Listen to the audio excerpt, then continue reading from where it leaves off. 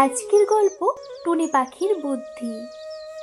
একদিন সকালে টুনি পাখি তার ছোট্ট বাসা থেকে উড়ে গেল খাবারের খোঁজে। আকাশে উড়তে উড়তে সে দেখতে পেল একটা বড় আম গাছ।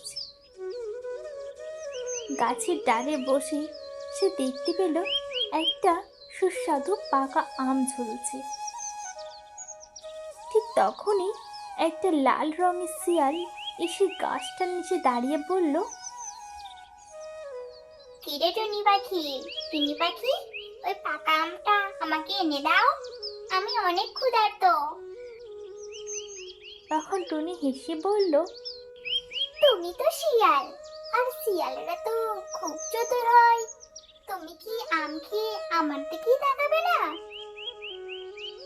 শিয়াল তখন কাঁদো কাঁদো মুখে বলল, না না, আমি তোকে কিছুই করব না, শুধু ওই আমটাই চাই। টুনি পাখি বুঝে গেল শিয়ালের ধূর্ততা। সে একটা চাল চালল। সে গাছের ডালে বসে গলা বড় করে গান গাইতে লাগলো। টুনি টুনি পাখি আমি, গাছে বাসা বাঁধি আমি, বুদ্ধিতে সব করি কাজ, বোকা শিয়াল পড়ে ফাঁদে আজ। এই কথা শুনে শিয়াল তো রাগে লাল হয়ে গেল। সে ঝাঁপ দিয়ে গাছে উঠতে গেল, কিন্তু পা পিছলে পড়ে গেল এক কাঠ ভরা ঝোপে। টুনি পাখি তখন হেসে বলল, বুদ্ধি যার জয় তার।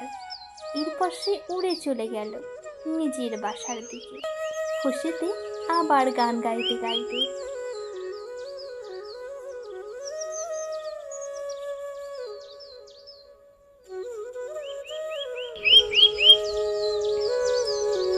আজকের গল্প ডাইনি আর সাধুর।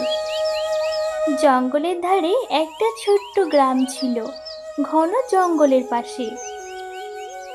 সেই গ্রামে কেউ সন্ধ্যার পর জঙ্গলে যেত না।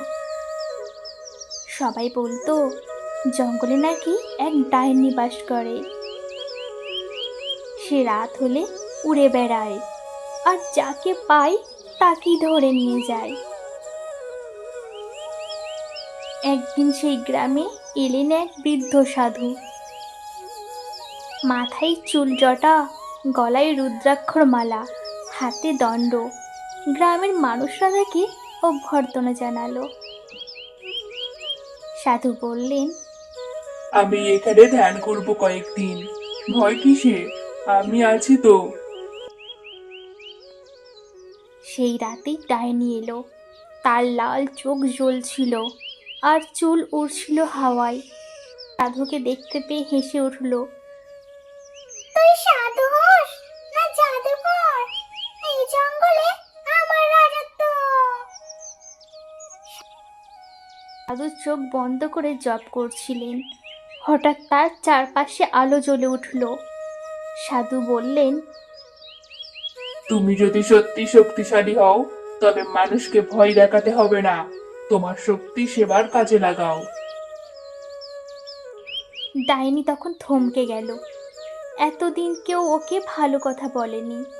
তার মনে হলো সাধুর কথা ঠিক। সে চোখ নামিয়ে বলল, আমি আগে একজন সাধারণ মেয়ে ছিলাম, কিন্তু লোকের অত্যাচারে আমি ডাইনি হয়ে গেছি, কেউ ভালোবাসেনি আমায়। সাধু বললেন, ভালোবাসা ভালোবাসার সবকিছুর ওষুধ, চলো আমি তোমাকে আশীর্বাদ দিই। তিনি চোখ বন্ধ করে কিছু মন্ত্র পাঠ করলেন, আর হঠাৎ করে ডাইনির গা থেকে সব কালো মেঘ সরে গেল। সে আবার এক সুন্দরী নারী হয়ে গেল। ডাইনি আর ডাইনি ছিল না। সে গ্রামের পাশে একটা ছোট কুঁড়ে ঘরে থেকে গরিবদের সাহায্য করতে লাগলো। আর সাধু, তিনি আবার যাত্রা শুরু করলেন অন্য কোনো গ্রামের দিকে।